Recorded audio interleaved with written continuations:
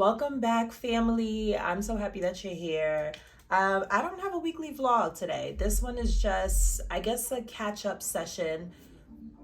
It's so loud here. The weather is getting warmer in New York. We're at like maybe a high 30 today, and the speakers are blasting. We've had a treacherous winter. I want to thank you. I want to thank you for being here. Thank you for coming back. Thank you for watching my videos. I mean, all 23 of you. I'm so happy that you're here. No, honestly, thank you so much. But this is the time where we say comment, like, subscribe, share with your friends, share amongst your family. I kind of just wanted to do a catch up, talk to you guys, share some things about this journey that I'm on, just to kind of go into a little bit deeper. I think I kind of give surface level conversation as it pertains to my faith, because I'll do like a reel or a short or just not go into detail via YouTube. But on this walk, it has forced me to grow and grow immensely. I am beyond grateful. I do not have the words to express how grateful I am for God, for Christ, most importantly. I genuinely believe that if it were not for his sacrifice, for his blood shed on Calvary, I wouldn't be able to be here and stand firm and strong in my faith, because I just would have felt like, well, how could God forgive me? How could he forgive me for all that I've done? I'm going to share something that allowed for me and for my perspective to shift a little on just how my heart posture is. Growing up, I had a lot of extended family members, so extended cousins or just honorary play cousins, right? Play aunts, all the nines. Like, my father is a super popular individual in the Haitian community in New York and other places too, but most definitely New York, right? He started a major movement out here. And so my father is known. And with that came a lot of friends. My father's super social. I literally am my father when it comes to just how social I can be, and I am. And so with that, like, my father had a lot of close friends. He wasn't super close with his cousins because a lot of my father's cousins lived in Florida. But then also he had his own issues with his own family or whatever. So I just grew up with a lot of play cousins. And there was a point in time where one cousin in particular had asked a favor of me, told her I would come through, told her I was going to do all that I needed to do for her. But I was, I want to say about like 22 at the time. And so I was working at Burger King, and I had been working so many hours, but the check ain't hitting. It's Burger King in like 2011. Maybe that check ain't hitting, or like 2012, one of the two. So I told my cousin, like, hey, I'm coming, but they asked if I can stay a little bit longer. I will be showing up. I will be doing, I think it was to do her hair. And I was like, I'm going to show up. I'm coming. They just asked that I worked a little bit later. And I did. And I knew that I would have time. I don't think I got out any later than 6 p.m. I remember this vividly, because this added to like trauma that I was already carrying, right? And a level of insecurity that I already had. So I get out of work and I text her like, hey, I'm on my way. She didn't respond. Mind you, she's like significantly younger than me. I believe she's 6 years younger than me. So she didn't respond. And I call. She just wasn't answering. I think I called her mom or someone else, and they're like, oh, she went to go get her hair done. And I'm like, I told her I was coming to do her hair. So keep in mind that I'm 22 at the time. She's 6 years younger than me. So she's a teenager still. And I'm like, okay, whatever. I don't know why she would go get her hair done. I said I was coming. So she goes onto social media and she just starts going on a rant. Like, this chick, she's just saying a whole bunch of things about me. But the part that cut me the deepest was, this chick needs to go find her real family. And it's something that stayed with me. So in my mind, I thought I had gotten over it. I'm like, okay, whatever. We didn't speak for years. And when we finally did speak and we, discussed the issue, she was like, I don't even recall saying any of that. I thought you started to distance yourself because of X, Y, and Z. I'm like, no, that really cut me deep. And I just kept putting on a face, smiling and acting like as if it didn't bother me as much, but it did. And it was really like hurtful. Um, Fast forward now, obviously we speak. So fast forward now, I have another set of honorary cousins, and I don't call them honorary cousins. Whenever I introduce people, these are my cousins. So you won't know that they blood or not, because they're just all mixed in. Everybody family here, okay? So I have another set of honorary cousins, and then I also have my god sisters who are close. Like that's their family as well. So there's a cousins group chat, and I'm in it.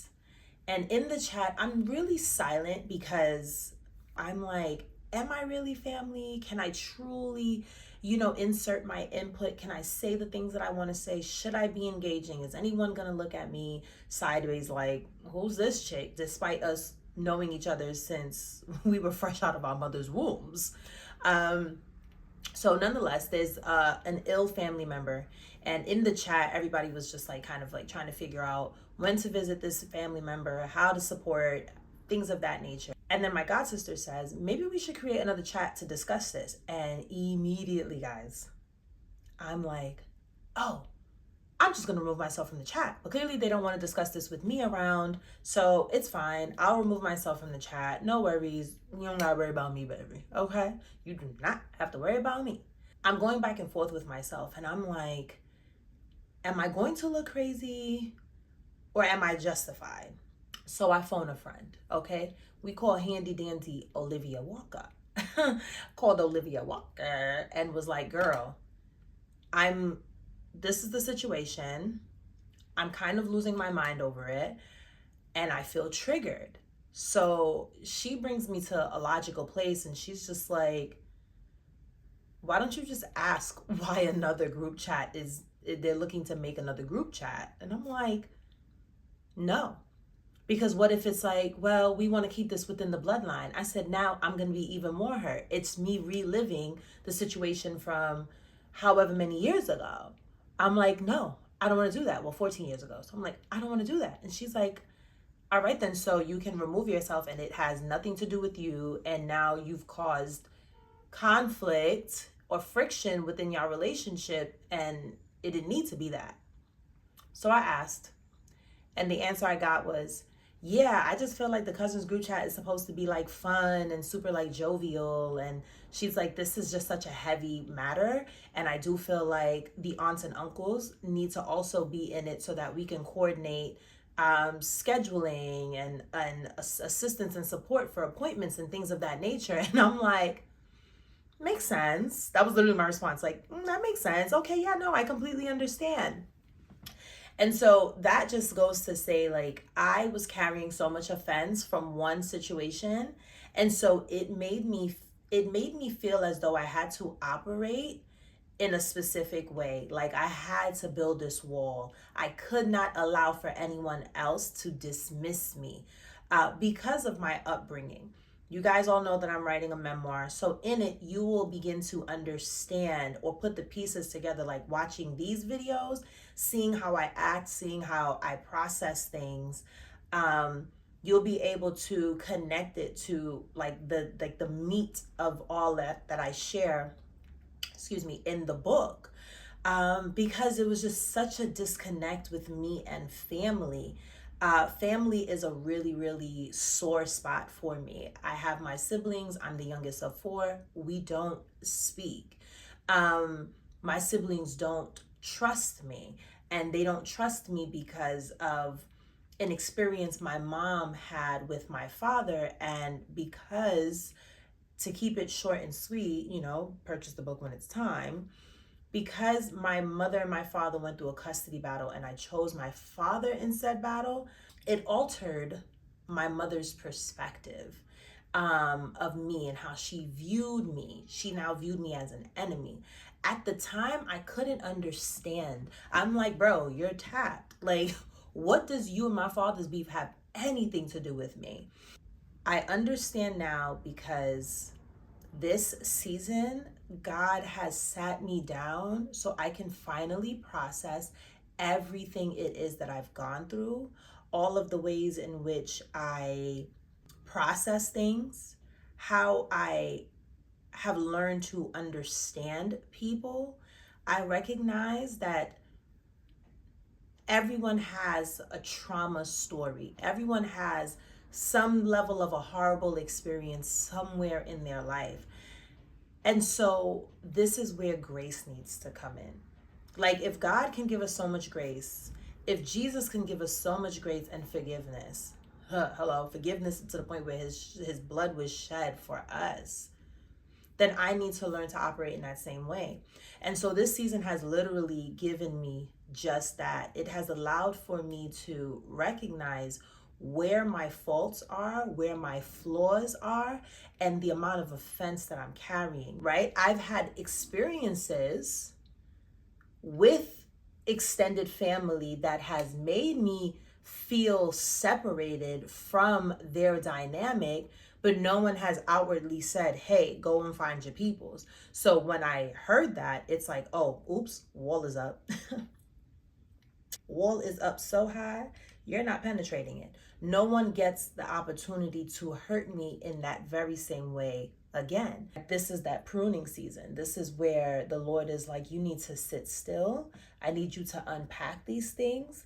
For when you enter big rooms, you do not take offense. Imagine if I hold on to and I continue to internalize the little things now based off of things that occurred in my past.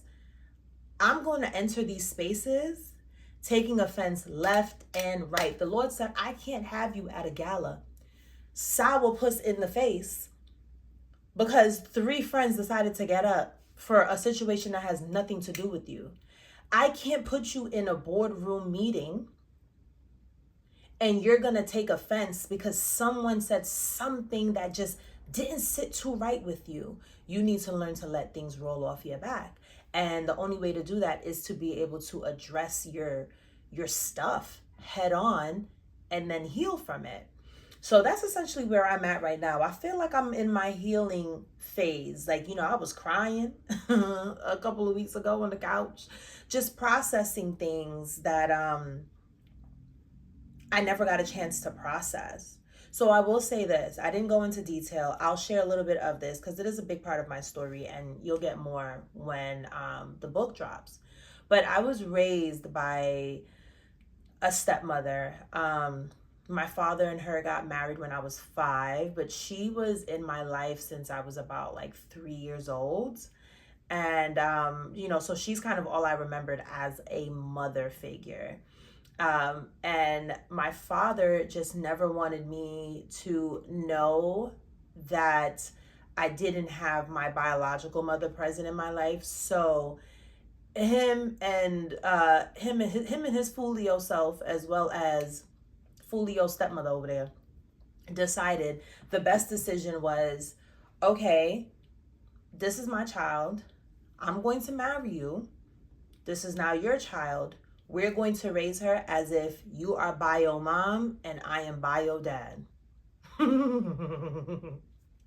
Were they going to change the birth certificate? I don't know. I don't know if the plan was for me to find out later on, but I know it definitely wasn't for me to find out when I did.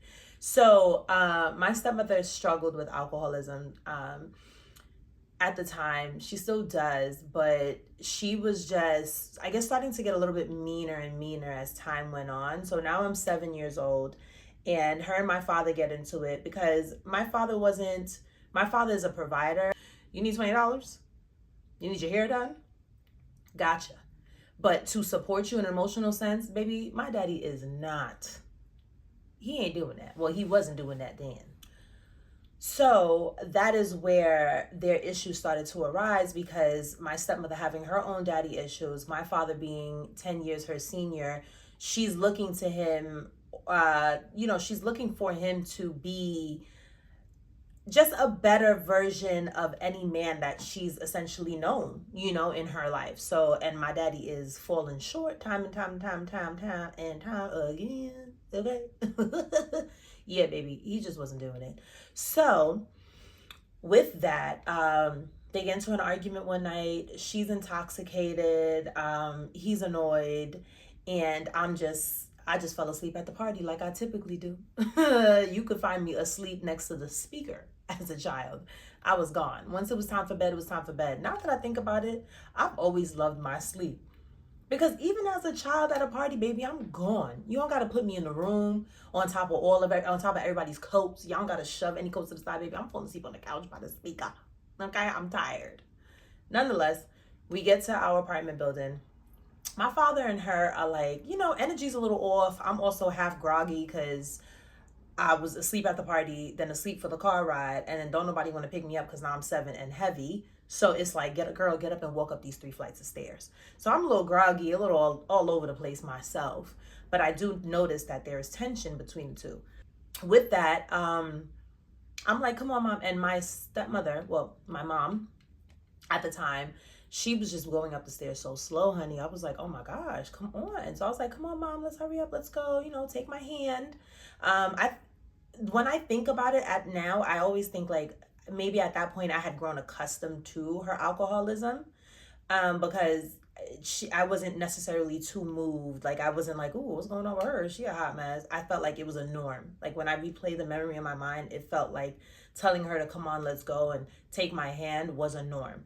So I said that and she was like, do not call me your mother. I am not your mother. And she says it with so much like dripping, like oozing, like no. Disregard. Anyway, she says it and she's so mean about it. But I was like, girl, whatever. I don't got time for you. She drunk. I don't got time for all of this. Whatever, girl. So I say it again. I'm like, come on, mom, grab my hand. And so she says, and I'll never forget because this is how deep it cut me. She says, little B, obviously full word. I'm not going to curse on here. Do not ever call me your mother again. So and so and so and so, my bio mother's full name. She was like, that's your mother. And she says it with so much like conviction. Like she's like, So I look at my father. Keep in mind, I'm 7, guys. Filled with attitude, okay? Look at my father, and my father says to her, you feel like you had to tell her now? Honey, my daddy had the house keys in his hands. I said, yeah. Snatched them keys out that man's hand, walked to the apartment. I opened the door and I locked them out because they started arguing in the building hallway. Well, on our floor, the landing. They going back and forth at it.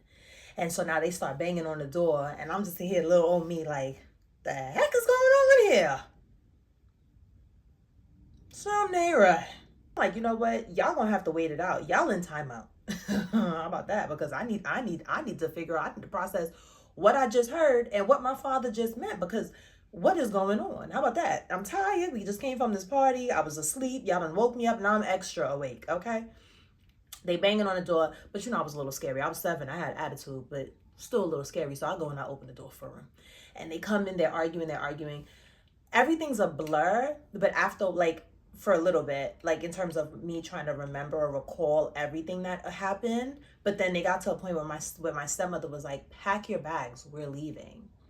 And the reason why they even had an issue in the first place, tensions was high before she broke the news, is because her and my father, I guess, were arguing in the party, outside the party, on the way from the party. I don't know. On the way like back home from the party, I don't know. And she was like, yo, I'm leaving you, bro. And she was like, and I'm taking my daughter with me. And he said to her, you have a child? Or like you have a daughter or something like that. So that set her off. And she's like, pack your stuff, we're leaving.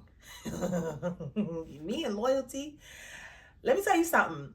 It took a long time for me to even learn what it meant to be loyal, because the way people would pull me every freaking direction, how does one know how to be loyal when no one is honest with you?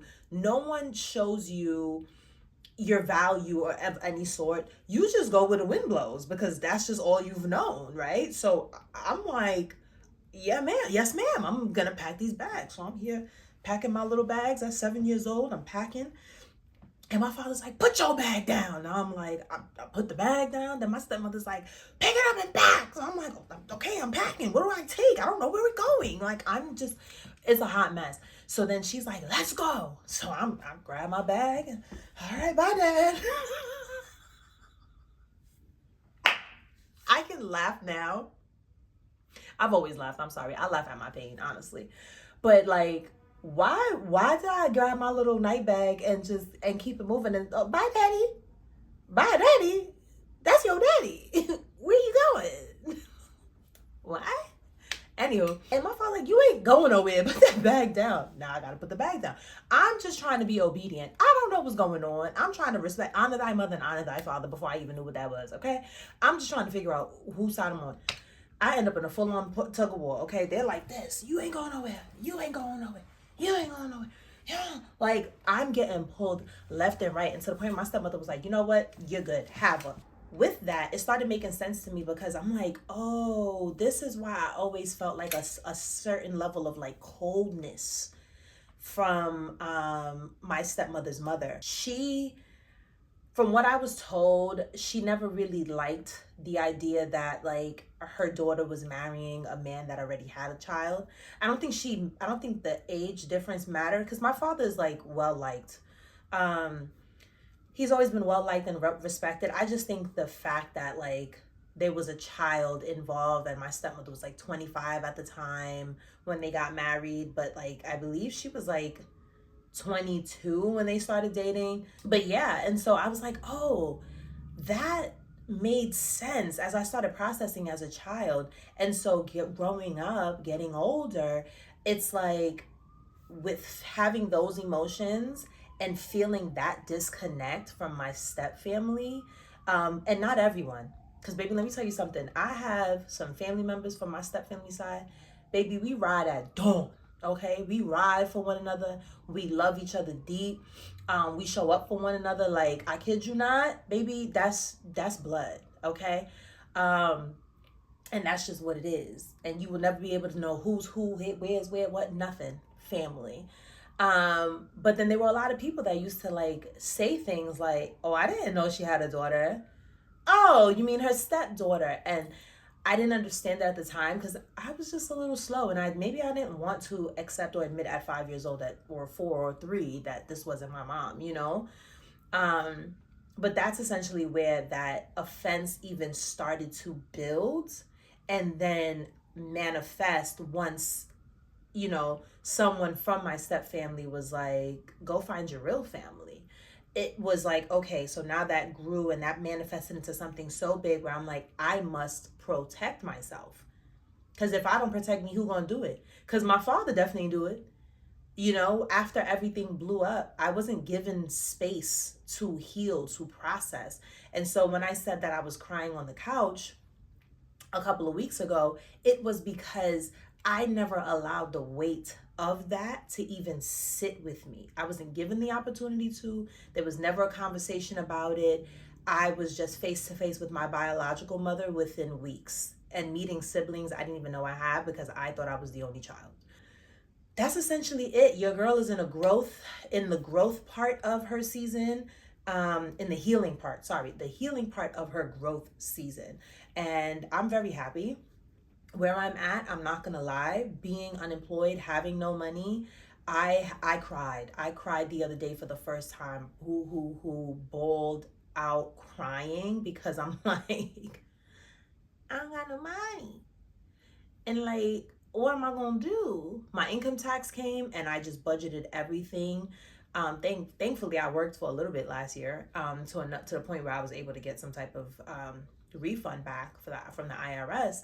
But I was like crying because I'm like, the money came and I had to divvy out 2 months of rent and bills. That's all I can get from it. And then also still cover my daughter's birthday stuff. Like she wants her hair done. She wants she wants dinner, she wants to shop because her sweet 16 is canceled. And so I canceled it, just behavior issues on her end. So I'm like, all right, but I still want to celebrate her life and I still want to do something beautiful enough for her. It's not going to cost me the 5-6K that a sweet 16 was going to cost, but I'm probably definitely going to have to drop at least $1,000 to shop for her and all these things. I was bawling the other day because I'm like, bro, I just got this. It feels like, it's like the money landed in my account, but I don't really have it. Like I have it to support me, but I don't have it on hand to be able to be like, man, Bella, let's get dressed and go out for dinner. I can't do that. And I don't know, that just made me cry. But then I was also realizing in the midst of it, like, you crying, but at least you have your, you have your roof over your head. But it's still one of those things, like, you went from being a person that can take care of themselves, that can do whatever, and now it's like, baby, I'm just here waiting on the blessings. So that's essentially the season that your girl is in. I hope you enjoy getting to know me a little bit better. Hopefully you're anticipating what's to come in my book and all the things that I unpack. But I'm just super grateful and super happy that you guys are here, that you're tuning in, that you check in. Just continue, like, give it some time. I feel like as a people, we have been so conditioned to overnight success that, like, if we see somebody on their growth trail, sometimes we don't even follow them because it just doesn't look appealing enough. It doesn't look interesting enough. But people have to get comfortable and acclimated to this space because it can be real life stressful. Like, for real, for real. It's not that easy. It's not as easy as just uploading a video. It's being mindful of what you say, how you say it, and also making sure that your authenticity transfers well via video. So thank you. I will be dropping 2 vlogs in the near future, vlogs that I should have dropped last year, right? But we're not wasting footage here. I recorded, I documented, I will be editing now, and I will be uploading. I look forward to seeing you guys. I'm going to make some changes. I want to create a new intro. But I feel like I got to get, like, sexy and good looking and things like that to record my new intro. And I probably need Olivia to help me to, like, capture angles and things like that. Or maybe my cousin Nadine. I don't know. Somebody. I need help because Bella don't be trying to help me at all. Okay? That's that teenage stuff. But I do want to record a new intro and I want to make a new banner. So these are things that I'm going to be working on. But I appreciate you being here. Thank you so much. I truly love everybody that supports me, everyone that comes and watches, that hits the like button, like, that comments, that shares, like, just do your girl a solid. My goal is the goal of God is to share my testimony and to continue to be transparent through it all. And I'm working on it. Okay, so patience is a virtue. All right, I love you all. I hope you have a blessed a couple of days and weeks ahead until we meet again. Bye.